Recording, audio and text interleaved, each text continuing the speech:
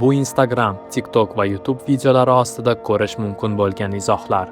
Haqiqiy odamlarning diktatorni maqtayotgan izohlari.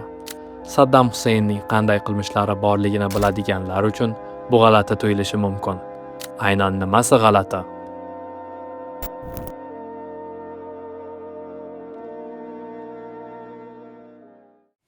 Iroqning qaysidir sudlaridanmiz.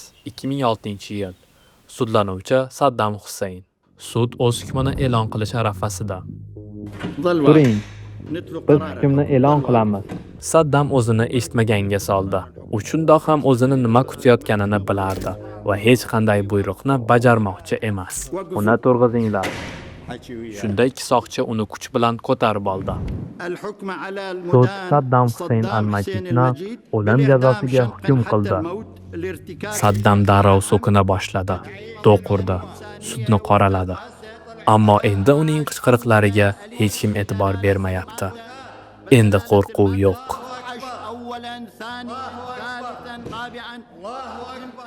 Sudyaning ismi Rauf Rashid Abdulrahmon. Oldingi sudya juda yumshoq munosabatda bo'lganligi uchun Abdulrahmon uning o'rniga tayinlangan edi. Rauf Rashid Abdurahmon Saddamga nisbatan bari kenglik qilmasligi tayin, chunki bunga shaxsiy sababi bor.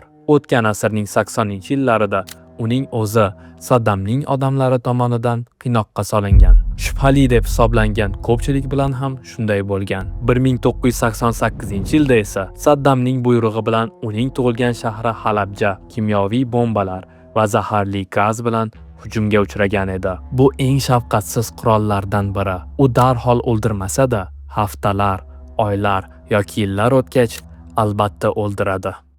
Natijada Abdurahmon ko'plab qarindoshlarini yo'qotgan edi. Shuning uchun ham uni sudya qilib tayinlashdi. Ammo qizig'i shundaki, oxir-oqibat Saddamga qo'yilgan ayb va o'lim jazosi asossiz edi. U ilk marotaba chindan ham gunohsiz bo'lib chiqdi.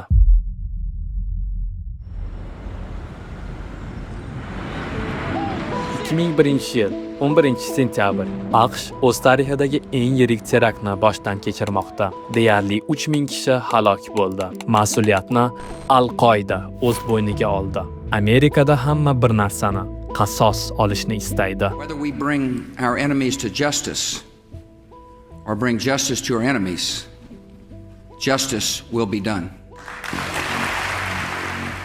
Shu bilan birga Al-Qoida yolg'iz o'zi harakat qilganmi, yo'qmi degan fikr ham paydo bo'ldi. Kimdir ularga yordam bergan bo'lishi kerak degan o'ylar bilan AQShning nigohi Saddam Husaynga tushdi.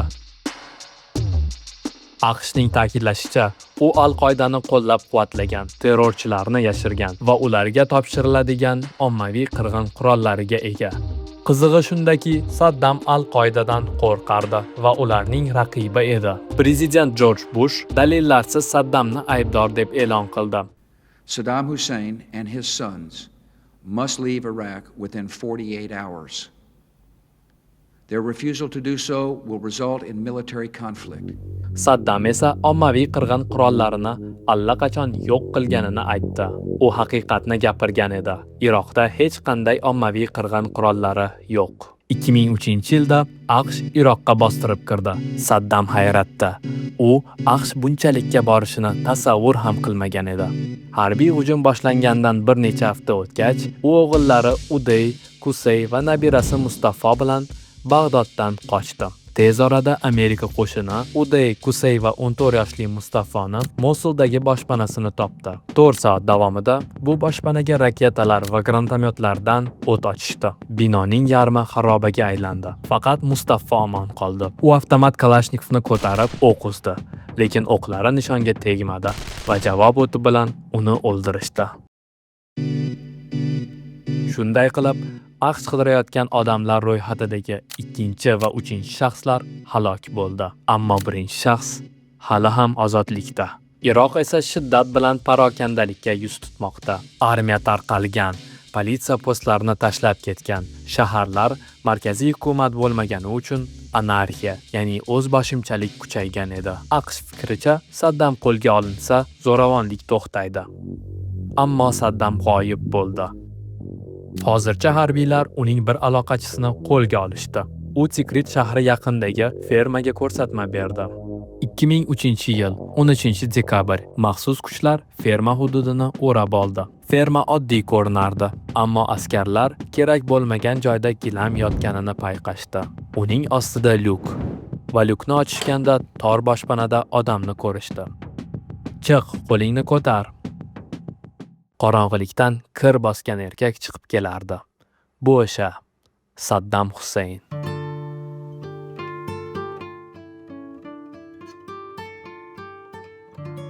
Saddam suddan omon qolmasligini bilardi. Saddamni qo'lga olishgandan deyarli 3 yil o'tgach hukm. 1 oydan so'ng qatl. Yerto'la. Saddamning oldida niqob kiygan odamlar. Saddam kalima keltirishni boshladi. 3-marta qaytarayotganda tugatishga ulgurmay richagni tortishdi. Minglab odamlarni qiynash va o'ldirishga buyruq bergan diktatorning hayoti shunday yakun topdi. Uning qatli qilgan jinoyatlari tufayli emas, balki qo'lida bo'lmagan qurol va mavjud bo'lmagan aloqalar sabab sodir etildi.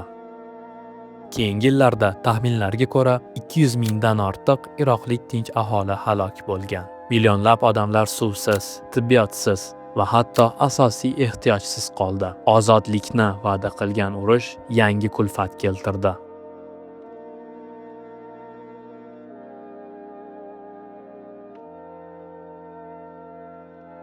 Shuning uchun ham bugun ijtimoiy tarmoqlarda kutilmagan izohlarni va fikrlarni ko'rish mumkin. Odamlar Saddamni maqtashadi. Ular bosqinchilikni oqlagan yolg'onni, tinch aholining halok bo'lganini ko'rmoqdalar va Saddamning tuzumidagi jinoyatlarni unutdilar. Go'yo bir fojia oldingisini yo'qqa chiqardi. Ammo tarix bu muvozanat emas. Bir yomonlik ikkinchisini oqlamaydi va odamning bir tafsilotda haq bo'lib chiqishi uning barcha jinoyatlarini yuvib ketmaydi. Saddam qo'lga olingandan keyin undan so'rashdi.